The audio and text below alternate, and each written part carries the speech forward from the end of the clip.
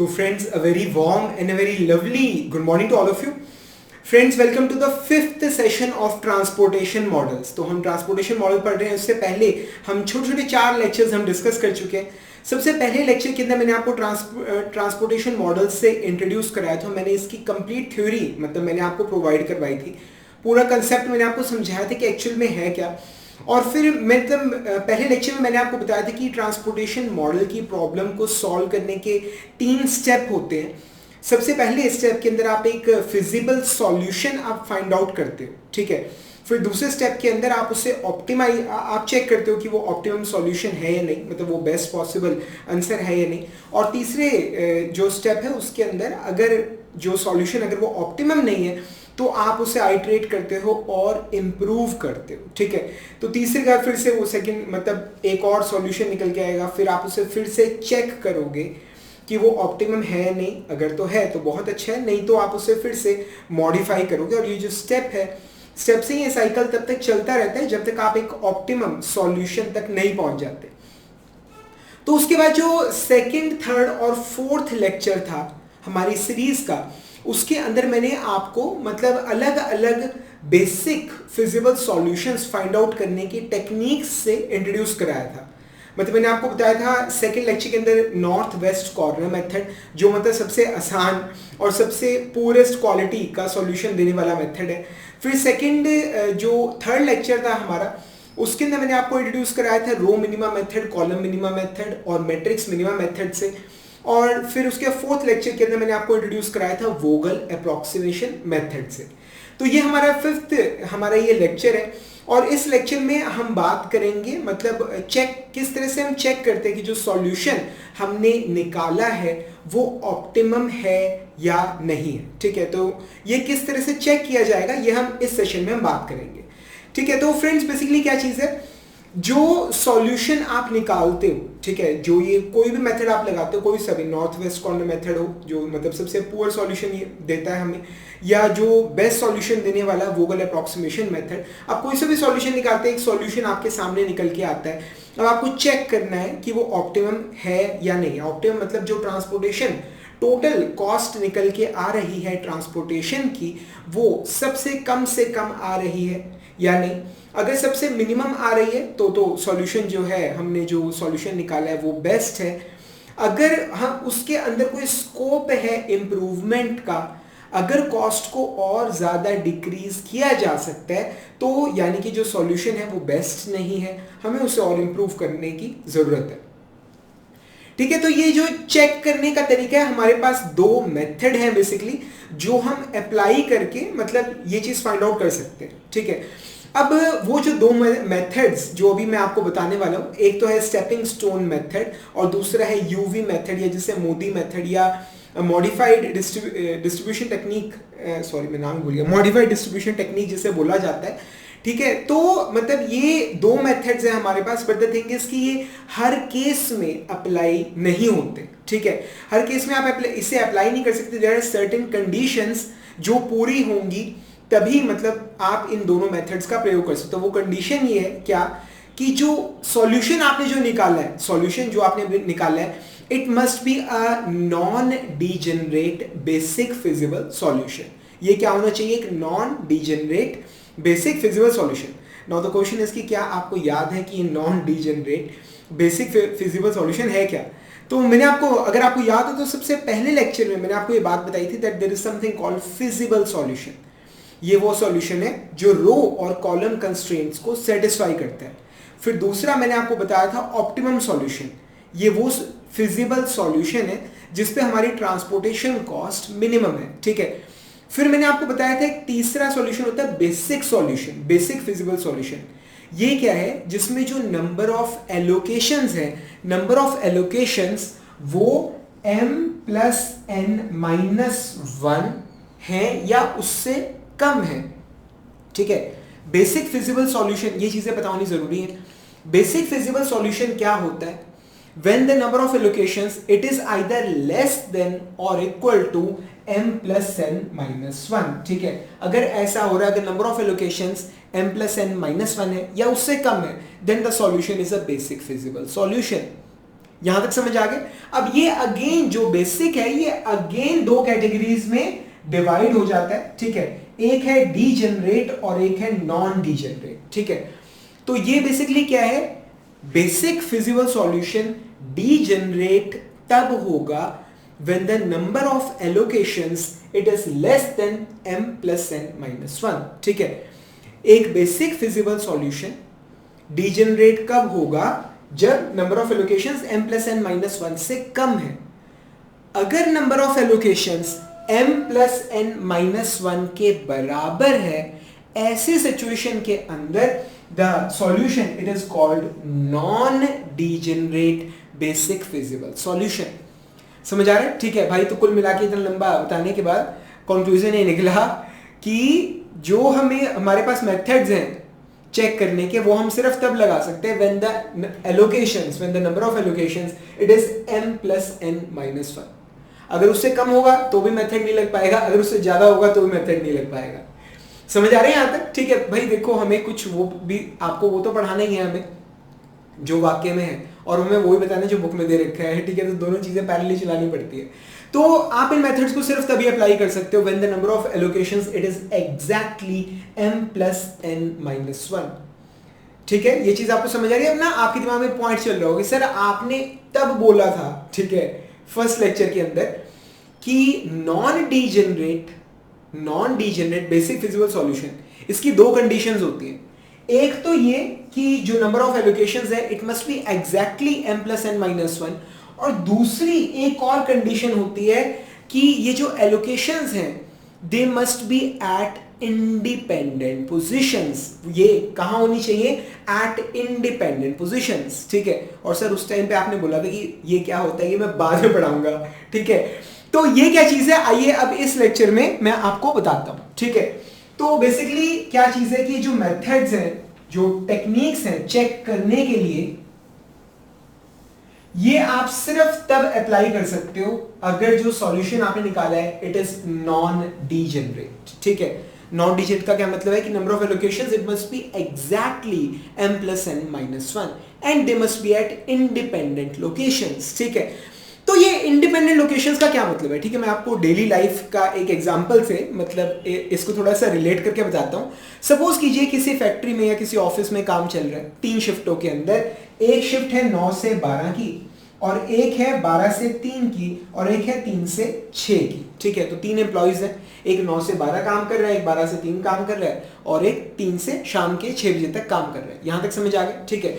अब इन तीनों के एम्प्लॉइज के ऊपर, ये जो तीनों एम्प्लॉइज हैं A, B एंड C, इनके ऊपर एक बॉस बैठा हुआ है, ठीक है। उसे किसी चीज से कोई मतलब नहीं है, उसे बस काम चाहिए, ठीक है। इस बॉस को किसी चीज से कोई मतलब नहीं है, ठीक है, बस इसे आउटपुट चाहिए, प्रोडक्टिविटी चाहिए, ठीक है।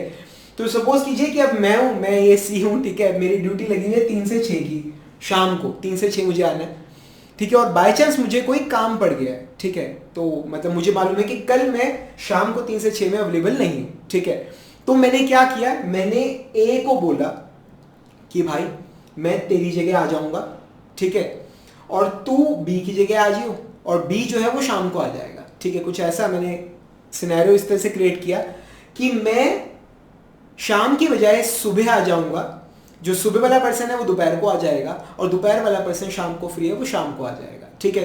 तो हमने आपस में ही एडजस्टमेंट कर ली, ठीक है।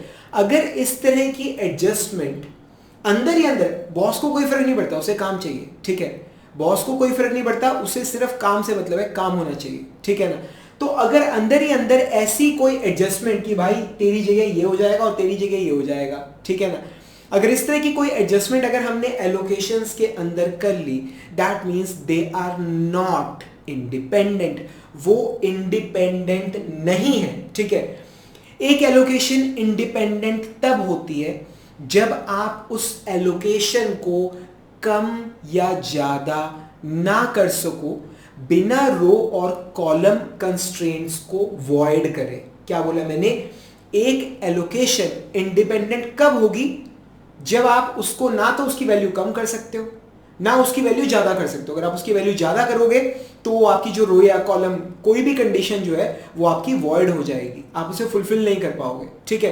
तो आप जो मर्जी कर लो, if the allocations they are independent, आप उनके अंदर कोई भी किसी भी तरह का कोई भी चेंज नहीं कर सकते, ठीक है। और अगर वो इंडिपेंडेंट नहीं है, ठीक है, तो आप उसके अंदर कुछ सेटिंग कर सकते हो, ठीक है। मतलब आप एक को ज्यादा कर दोगे, दूसरे एलोकेशन को कम कर दोगे, तो इस तरह की कुछ सेटिंग करके आप मतलब एलोकेशंस को चेंज कर सकते हो, ठीक है। तो इंडिपेंडेंट एलोकेशंस में ऐसा नहीं हो सकता, ठीक है। तो बेटर ये रहेगा कि मैं आपको एक एग्जांपल से समझाऊं। जो एग्जांपल हम पढ़ रहे हैं हीरा एंड गुप्ता जी की किताब का पहला एग्जांपल हम कर रहे हैं, ठीक है। तो उसी की मदद से हम A to Z सारे जो टेक्निक्स हम सीख लेंगे, ठीक है। आज तक दूसरे एग्जांपल तक तो कोई पहुंचा ही नहीं, ठीक है ना। तो ये हमने पिछले लेक्चर के अंदर हम यही एग्जांपल हम स्टडी कर रहे थे, मिल्क प्लांट वाला।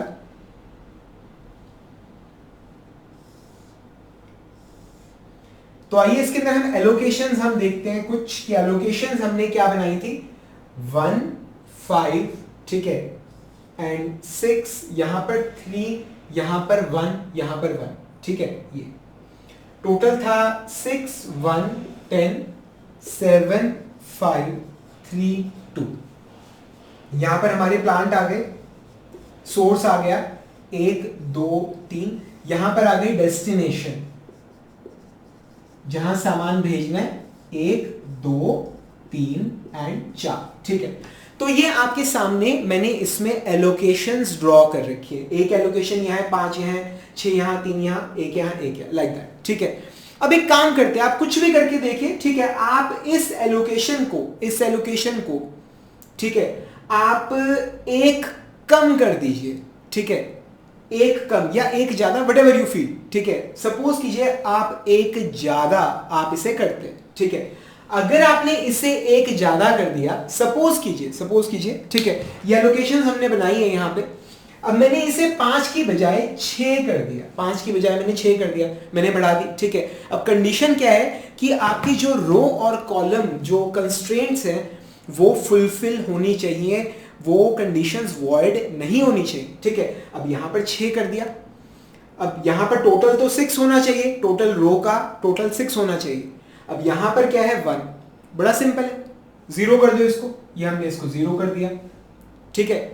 अब ये हमने इसको यहां पर 0 कर दिया, ठीक है। अब ये 0 यहां पर कर दिया तो कोई, अब यहां पर कोई दिक्कत नहीं है, अब रो जो है, रो की कंस्ट्रेंट आपकी फुलफिल हो गई, कोई दिक्कत नहीं है, ठीक है।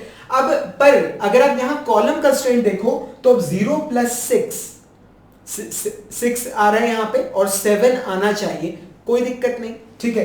तो हमने यहां पर 6 की बजाय हमने 1 बढ़ा दिया, हमने इसको 7 कर दिया, ठीक है। तो हमारी ये वाली प्रॉब्लम सॉल्व हो गई, पर प्रॉब्लम कुछ और क्रिएट हो गई, ठीक है। अब यहां पर अगर आप टोटल अगर आप देखो तो 7 प्लस 3 10 प्लस 1 11 आ रहा है, ठीक है। तो 11 आ रहा है, पर यहां पर 10 होना चाहिए, ठीक है।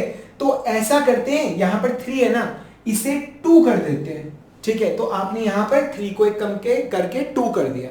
तो जब आप ऐसा करते हो तो ये जो कॉलम का जो टोटल है ये तो 3 होना चाहिए, पर अब 2 आ रहा है, तो आपकी कॉलम वाली कंस्ट्रेंट खराब हो गई, ठीक है। तो ऐसा करिए, इसे छोड़ दीजिए, ठीक है। इस 1 को हम 0 कर देते हैं, अब तो प्रॉब्लम सॉल्व हो गई, ठीक है। तो ये मैंने यहां पर कर दिया 0। अब मेरा 7 प्लस 3 टोटल 10 आ गया, ठीक है। तो ये मेरी रो कंस्ट्रेंट फुलफिल हो गई। पर अब दिक्कत क्या आ रही है कि 0 प्लस 1, ये 1 आ रहा है, ये यहां पर 2 आना चाहिए था, ठीक है। तो अब इसको सेटिस्फाई करने के लिए अब मैंने इस 1 की बजाय मैंने इसको 2 कर दिया, ठीक है। अब मेरी कॉलम प्रॉब्लम सॉल्व हो गई। पर क्या हुआ, जो रो का टोटल है वो 1 होना चाहिए, अब वो 2 आ रहा है। तो भाई तुम जो मर्जी कर लो, तुम किसी भी एलोकेशन को, मैं क्या वर्ड्स यूज कर रहा हूं, किसी भी एलोकेशन को कम या ज्यादा नहीं कर सकते। अगर तुम कम या ज्यादा करने की कोशिश करोगे तो जो तुम्हारा ये रो वाली जो कंडीशंस हैं या जो कॉलम वाली कंडीशंस हैं वो वॉइड हो जाएंगी। समझ आ रही है ये चीज तुम्हें, ठीक है। तो तुम मतलब this is what is known as independent allocation, समझ आ रहा है, ठीक है। तो ये जो non degenerate basic feasible solution, ठीक है। ये नाम इतने भारी भारी होते हैं ना, नॉर्मल स्टूडेंट सोचता है कि पता नहीं क्या चीज है यार। फिजिबल सॉल्यूशन वो है जो रो और कॉलम कंस्ट्रेंट्स को फुलफिल कर रहा है कि यार इन सब का टोटल 6 आएगा, इनका टोटल 1 आएगा, इनका टोटल 10 आएगा। ये है रो कंडीशंस। इनका टोटल 7, इनका 5, इनका 3, इनका 2। ये है कॉलम कंडीशंस, ठीक है। तो जोन से भी वेरिएबल्स जो अलॉटमेंट्स हैं वो रो और कॉलम कंडीशंस को फुलफिल करेंगी, they are our feasible solution, ठीक है। जिनकी कॉस्ट मिनिमम होगी that is our optimal solution, ठीक है। अब जिनके number of allocations m plus n minus 1 से कम होंगे या इसके बराबर होंगे, दैट इज बेसिक सॉल्यूशन। अब अगर इसके बराबर है then it is not degenerate, और अगर इससे कम है देन इट इज डिजेनरेट, ठीक है। और नॉट डिजेनरेट की एक कंडीशन और ये होती है कि जो एलोकेशंस हैं they must be at independent locations, जैसा कि यहां पे आप एक भी एलोकेशन को चेंज नहीं कर सकते, जैसे ही करोगे आपकी रो और कॉलम कंडीशंस वॉइड हो जाएंगी, ठीक है। तो सर एक एग्जांपल अगर आप उसका भी दे दो जो इंडिपेंडेंट नहीं है तो थोड़ा चीजें बेटर वे में समझ आएंगी, ठीक है। तो आइए उसका एग्जांपल देखते हैं। बड़ा सिंपल सा एग्जांपल है, बहुत ज्यादा सिंपल एग्जांपल है, ठीक है। मैं इसी के अंदर ड्रॉ कर देता हूं।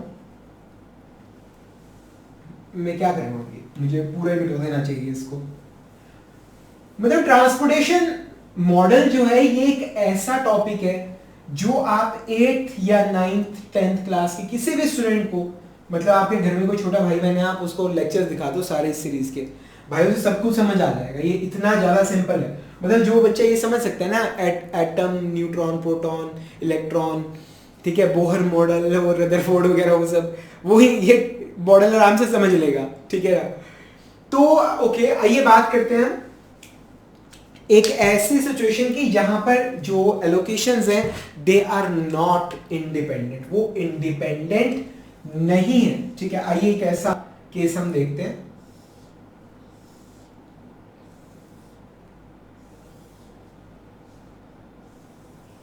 ठीक है, सिंपल सा केस है, ये बुक में बनाया यही वाला ले लेता हूं मैं। 3 8 6 5 4 3 8 6 5 4, ठीक है, एंड 5 4 9 ये चीज, ठीक है। अब ये एलोकेशंस आपके सामने है, ये आ गया इनका टोटल 3, इनका 14, इनका 9, ठीक है, इसका 9 9 11, ठीक है, 12 एंड 3, ये एलोकेशंस आपके सामने, ठीक है। अब भाई ये जो एलोकेशंस हैं दे आर नॉट इंडिपेंडेंट, ये इंडिपेंडेंट नहीं है, ठीक है। क्यों? आप यहां देखिए रो और कॉलम कंडीशंस क्या है, इन दोनों का टोटल क्या 14 होना चाहिए, इन दोनों का टोटल 9 होना चाहिए, इन दोनों का टोटल 11 होना चाहिए, इन दोनों का टोटल 12 होना चाहिए। तो सपोज कीजिए आपने कुछ इस तरह से लोकेशंस कर रखी है। अब देखिए आपस में अंदर ही अंदर सेटिंग कैसे हो रही है, ठीक है। अब यहां पर सपोज कीजिए यहां पर मैं एक एलोकेशन +1 करता हूं, +1 करता हूं, ठीक है। मैंने एलोकेशन यहां पर कितना एलोकेट कर दिया, मैंने यहां पर 7 एलोकेट कर दिया, ठीक है। तो उससे मेरा ये बैलेंस बिगड़ गया। अब टोटल कितना आ रहा है, टोटल 15 आ रहा है। तो उसको कम करने के लिए मैं यहां पर एक माइनस कर रहा हूं, ठीक है। तो 8 - 1 ये क्या आ गया, ये आ गया 7, ठीक है। तो मेरी प्रॉब्लम सॉल्व हो गई, ठीक है। पहले भी टोटल 14 था, अब भी 14 है, 7 + 7 14। अब इससे क्या हुआ, अब इससे मेरा कॉलम का बैलेंस बिगड़ गया, ठीक है। अब नया टोटल कितना आ रहा है, 7 + 4, ठीक है, ये आ रहा है 11, पर आना चाहिए था 12, एक कम आ रहा है। मैंने यहां पर एक कम किया, तो मैं यहां पर एक बढ़ा देता हूं, ठीक है। तो यहां पर मैंने कर दिया +1, ठीक है।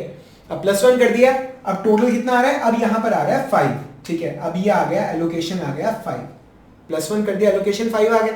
मेरा अब टोटल कितना आ रहा है, ये 7 + 5 ये आ गया 12। तो मेरी प्रॉब्लम सॉल्व हो गई, ठीक है। अब यहां पर एक जोड़ दिया, अब ये रो का बैलेंस बना के रखना है, तो यहां पर एक माइनस करना पड़ेगा। तो मैंने इसमें से एक माइनस कर दिया, -1। अब यहां पर कितना बच गया, यहां पर आ गया 4, यहां पर आ गया 4, ठीक है।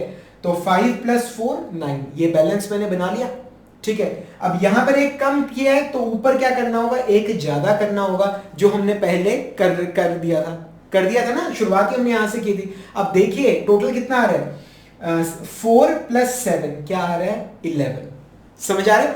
तो मैंने अंदर ही अंदर यहां पर एक सेटिंग इस तरह की बनाई कि मैंने एलोकेशंस को चेंज कर दिया बिना रो और कॉलम कंडीशंस को वॉइड करे। जो टोटल रो के और कॉलम के पहले आ रहे थे, सेटिंग चेंज करने के बाद, एलोकेशंस को ज्यादा या कम करने के बाद भी टोटल उतने ही आ रहे हैं। ठीक है, तो इसका क्या मतलब है कि ये मतलब जो ये एलोकेशंस हैं, they are not independent in nature, ये इंडिपेंडेंट नहीं है। ये चीज आपको समझ आई? ठीक है, आपने ये चीज नोटिस करी कि मैंने इन्हें कम ज्यादा किस तरह से किया, बिकॉज ये वो काम है जो आगे हम अभी बहुत ज्यादा करने वाले हैं। ठीक है, आपने बेसिकली किया कैसे, ये एलोकेशंस के लिए ना दिमाग में एक रास्ता बनाया जाता है। ठीक है, कि मैं कम ज्यादा कैसे करूंगा। ठीक है, तो अब यहां पर मैंने इसे कम किया, अब अगर एक ज्यादा किया, अब अगर इस रो में एक अगर आपने ऐड किया है तो कहीं आपको एक सब्ट्रैक्ट भी करना पड़ेगा। ठीक है, तो यहां पर मैंने एक ऐड किया तो यहां पर मैंने एक सब्ट्रैक्ट कर लिया, बैलेंस हो गया। ठीक है, अब अगर किसी सेल में आपने एक कम किया है तो उस कॉलम में आपको एक बढ़ाना पड़ेगा। ठीक है, तो इस यहां पर मैंने -1 किया था, यहां पर मैंने एक किसी दूसरी एलोकेशन पर उसी कॉलम में मैंने +1 कर लिया, बैलेंस हो गया। अब यहां पर मैंने +1 किया है तो इस रो के अंदर, इस रो में, ठीक है, मुझे अगर एक जगह +1 किया है तो एक जगह -1 करना पड़ेगा। तो यहां इस एलोकेशन पे मैंने +1 किया था, दूसरे एलोकेशन पे मैंने -1 कर लिया। ठीक है, तो यहां पर ये -1 आ गया। ठीक है, अब यहां पर -1 है। ठीक है, तो इसी कॉलम के अंदर मुझे +1 करना होगा, वो मैंने इस कॉलम में पहले ही कर रखा है। समझ आ गया यहां तक? ठीक है, तो इस तरह से आप मतलब बिना रो और कॉलम का जो बैलेंस है वो तोड़े, ठीक है, आप इस तरह से एलोकेशंस को चेंज कर सकते हो। सर एक बात बताओ, ये काम हम पहले क्यों नहीं कर सकते थे? अभी 2 मिनट पहले जो आपने ये वाला जो एलोकेशंस है, ये वाली जो एलोकेशन है, इसमें भी तो आप ये कर सकते हो ना। ठीक है, आपको मतलब आप यहां पर जोड़ो, एक यहां पर घटाओ, फिर यहां पर जोड़ो, फिर वहां घटाओ, इस तरह से आप करके कर दो। नहीं कर सकते, आप कोशिश करके देखो। ठीक है, अब मैं बताता हूं क्यों नहीं कर सकते। एक्चुअली बुक में इसी चीज को एक लॉ की फॉर्म दे रखी है। ठीक है, तो लॉ क्या कहता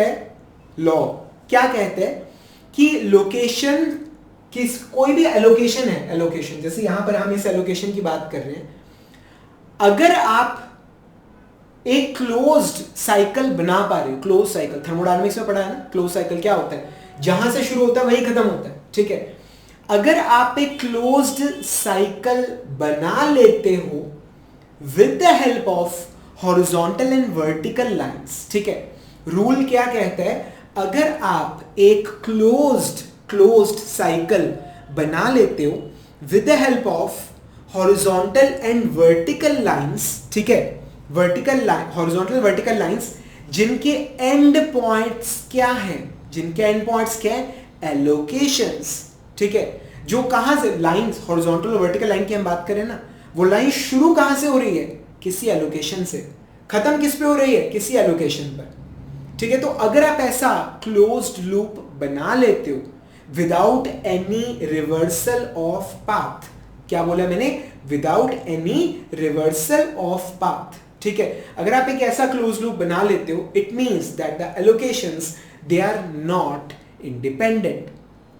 समझ आ रहे हैं यहां तक? ठीक है, समझ आया मैंने क्या बोला है? दोबारा रिपीट कर दो, मैं लॉ काफी इंपॉर्टेंट है ये। ठीक है, मतलब ना मैंने बुक के अंदर ऑब्जर्व किया, वो लोग मतलब बुक में, अब एक्चुअली क्या चीज है, ये वीडियो है और वो बुक है। ठीक है, अब वर्ड्स में कहते हैं ना, a picture is worth 1000 words. ठीक है, अगर एक पिक्चर वर्थ है 1000 वर्ड्स के, तो एक वीडियो कितने वर्ड्स के वर्थ होगा। ठीक है, so that's the power of मतलब वीडियोस। ठीक है ना, तो अब यहां पे मैं आपको सारी चीजें एक्सप्लेन कर सकता हूं। ठीक है, तो बेसिकली क्या चीज है, लॉ सिंपली क्या कहता है कि अगर आप किसी एलोकेशन से क्लोज्ड साइकिल बना लेते हो, चाहे क्लॉकवाइज चाहे एंटी क्लॉकवाइज, ठीक है, क्लोज्ड लूप क्या होता है, जो जहां से शुरू हो रहे हो घूम फिर के आप वही पहुंच जाते हो, that's a closed loop, that's a closed cycle. ठीक है, with the help of horizontal and vertical lines, जो lines आप ड्रॉ कर रहे हो, either they must be horizontal or they must be vertical। ठीक है, जिसके एंड पॉइंट्स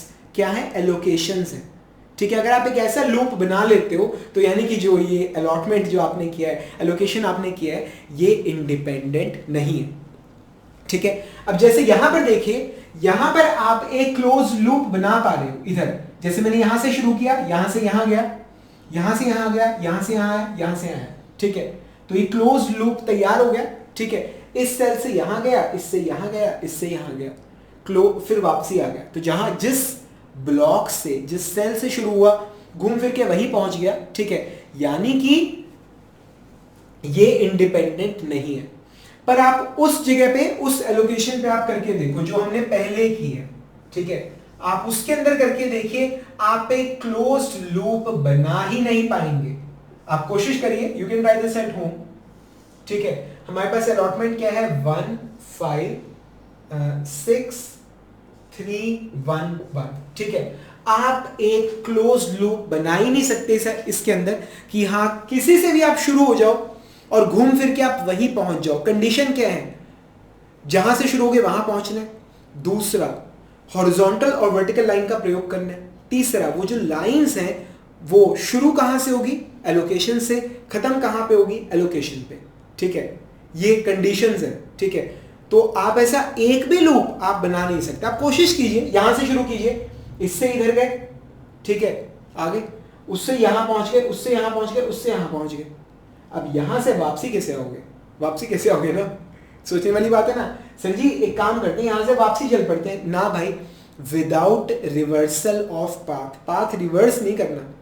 ठीक है, ये चौथी कंडीशन है, पाथ रिवर्स नहीं करना, मतलब ज्यादा चंट बनने की जरूरत नहीं है। ठीक है, तो अब यहां से शुरू करो, यहां से यहां पहुंचा, यहां से नीचे गया।